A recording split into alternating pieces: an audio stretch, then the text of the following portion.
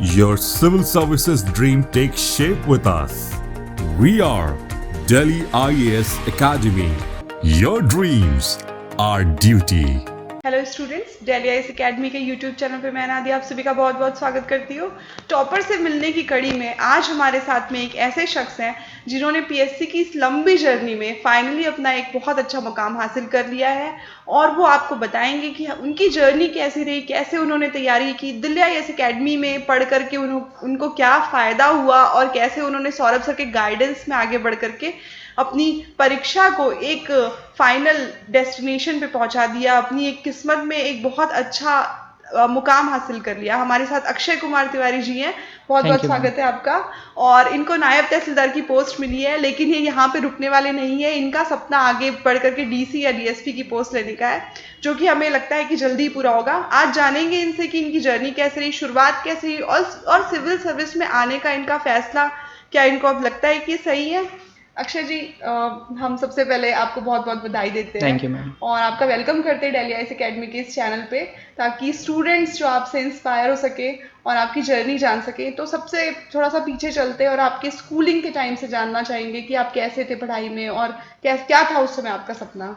हाँ, मेरा 10th 12th में केंद्रीय विद्यालय अंबिकापुर से हुआ है और कभी बहुत टॉपर नहीं रहा मैं, एवरेज ही था, 75-80% बन जाते थे ठीक ठाक।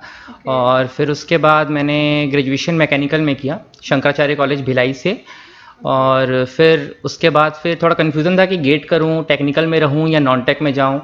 तो मैंने कुछ टाइम दिया और 1 साल में बीपीओ सेक्टर में जॉब किया गुड़गांव में। वहाँ से फिर क्लियरेंस मिला कि आगे तैयारी करनी है, फिर इस फील्ड में स्टार्ट किया मैंने प्रिपरेशन। तो ये जो एक civil service entirely different area होता है। अगर आप प्राइवेट में जॉब करते हैं तो वहाँ की लाइफस्टाइल, वहाँ का जो आपको माहौल मिलता है और वहाँ पे जो प्रोग्रेस के चांसेस होते हैं, इंडिया से बाहर जाने के चांसेस की हम बात करते हैं अक्सर, तो वो चांस आपने छोड़ करके सिविल सर्विस को चुना। और छत्तीसगढ़ जैसे एक अंडर डेवलप्ड स्टेट कहना चाहिए अभी फिलहाल, तो यहाँ पे आप वापस आने का फैसला क्यों लिया। मैम, उस फील्ड में एक तो स्कोप था नहीं मेरे लिए, मुझको ऐसा लगा कि वहाँ बहुत स्कोप नहीं है।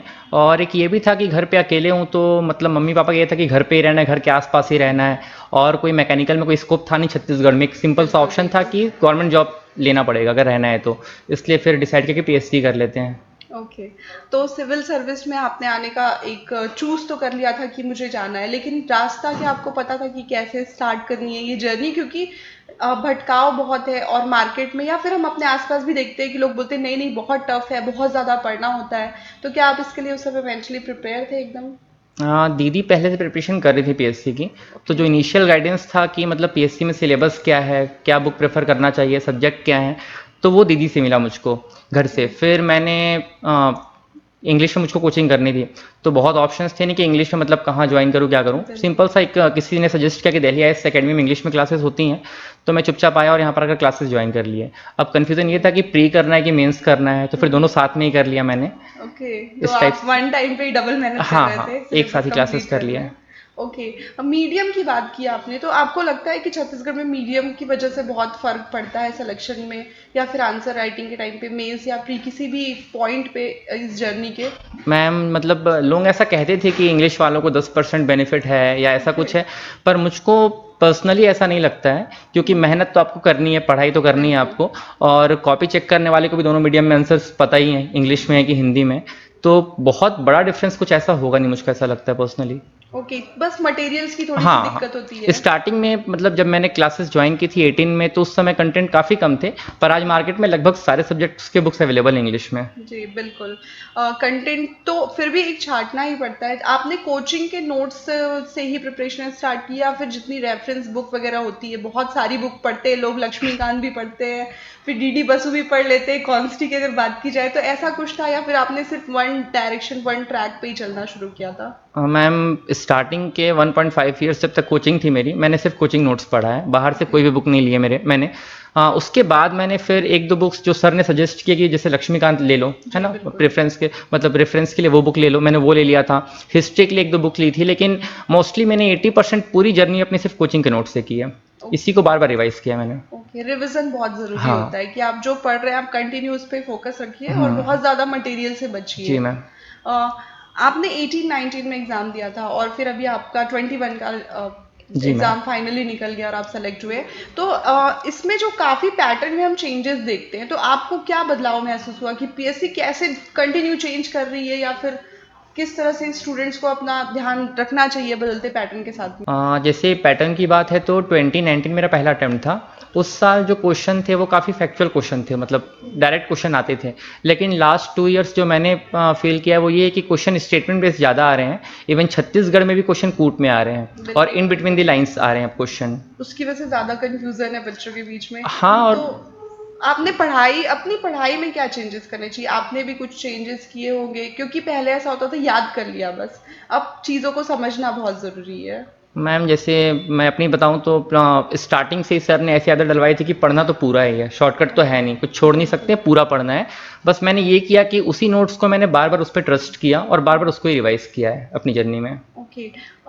इस परीक्षा में प्री की तैयारी काफ़ी अलग तरीके से की जाती है और मेंस में हमको काफ़ी चेंजेस करने होते हैं, आंसर राइटिंग करनी होती है, प्रैक्टिस करनी होती है, क्योंकि क्योंकि टेक्निकल बैकग्राउंड से हैं और इस वजह से काफ़ी सारे आर्ट्स वाले जो सब्जेक्ट होते हैं उसमें दिक्कतें आती हैं। तो ऐसी कौन सी मेजर इशू था जो आपने फेस किया, आपको लगा कि ये सबसे बड़ा ऑब्स्टेकल है सिलेक्शन में? मैम मेंस की बात करूं तो मुझको आज भी लगता है ऐसा, वो मेरी मिस्टेक भी है लास्ट 2 मेंस में, कि लैंग्वेज जो है, लैंग्वेज एक पेपर है और एक पेपर 4 है जो आपको सिलेक्शन देता है, और एक फिलॉसफी थोड़ा मेरा वीक था जिसमें मार्क्स मतलब मैं अच्छा स्कोर कर सकता हूं। तो ये 3 जो थे मुझको लगे कि थोड़े मतलब टिपिकल है, जहाँ पे मतलब अच्छा स्कोर कर सकते हैं, अच्छा पोस्ट ले सकते हैं। नंबर्स का बहुत, तो 1-2 नंबर का बहुत बड़ा खेल हाँ, होता है, बहुत बड़ा क्योंकि खेल है। आपकी पोस्ट ऊपर नीचे हो जाती हाँ। है उसकी वजह से। फिर इसके बाद इंटरव्यू की हम बात करें तो आपका पहला इंटरव्यू था ये हाँ, पहला पीएससी था में, मैं। तो आपने क्या स्ट्रैटेजी फॉलो की, कैसे खुद को प्रिपेयर किया था? मैम मैं वीकेंड पे बिलासपुर आता था अंबिकापुर से, और मैंने 3 वीकेंड्स मुझको मतलब मिले थे, मैंने 3 वीकेंड्स में मौके दिया सर के पास आकर, और कुछ बहुत अलग नहीं किया। अपने बैकग्राउंड के बारे में थोड़ा स्टडी कर लिया, अपने पेरेंट्स के बारे में, अपनी जर्नी के बारे में, अपने स्ट्रीम के बारे में, और कुछ बहुत स्पेशल जैसा कुछ नहीं था इसमें, सिर्फ अपने हॉबीज़ पे वर्क किया, दैट्स इट। कोई ऐसा स्पेशल क्वेश्चन जो आपसे पूछा गया हो अलग, जो आपको याद हो, मौका जो रियल इंटरव्यू हुआ था उसका? मैम मेरे इंटरव्यू में 60% क्वेश्चन जो थे वो मेरे जॉब के ऊपर थे, आत्मानंद स्कूल के ऊपर थे। मैक्सिमम क्वेश्चन मतलब उसी के अराउंड थे, और अराउंड 20% क्वेश्चन हिस्ट्री से थे, लाइक 1942 क्विट इंडिया मूवमेंट के बारे में थे, नॉन कॉपरेशन के बारे में थे, और कोई बहुत हटके क्वेश्चन तो नहीं था उसमें। फिलॉसफी के क्वेश्चन थे जहाँ मैं फिर फंस गया था इंटरव्यू में भी, तो एक वो मिस्टेक एक था। वो वर्क करना हाँ। जरूरी है। आत्मानंद की बात की आपने, लगभग 1 साल हो गया आपको वहाँ हाँ। पे एज ए टीचर वहाँ पे जी पढ़ाते मैम। हुए। तो ये जो आत्मानंद स्कूल स्टार्ट हुए हैं, मैं थोड़ा सा आपसे जानना चाहूंगी, क्योंकि आप वहाँ पे ऑलरेडी हैं, उस जगह से बहुत ज़्यादा जुड़े हुए हैं। तो क्या ये सच में बच्चों के लिए बेनिफिशियल है, जैसा गवर्नमेंट कहती है कि बच्चों को हम इंग्लिश मीडियम में पढ़ाएंगे या इंग्लिश उनकी इम्प्रूव करेंगे? तो ये कैसा चल रहा है वहाँ पे, एक्चुअल में ग्राउंड लेवल पे क्या है वहाँ पे चीज़ें? हाँ मैम, मेरी पोस्टिंग बलरामपुर ज़िले में एक ग्राम पंचायत में। तो जैसे कि हम काफ़ी मतलब ठीक ठाक बैकग्राउंड से हमने अच्छे से स्कूलिंग कर ली इंग्लिश मीडियम से। का स्कूल में आत्मानंद खुलने का ये बेनिफिट है कि बच्चों को इंग्लिश मीडियम एजुकेशन मिल पा रहा है, और जो भी टीचर्स वहाँ पे आ रहे हैं वो सारे यंग बैच के हैं। तो क्लासेस प्रॉपर चल रही हैं, लैब फैसिलिटी है, कंप्यूटर है, और बच्चों में एक मतलब उत्साह भी है कि हाँ पढ़ाई करनी है।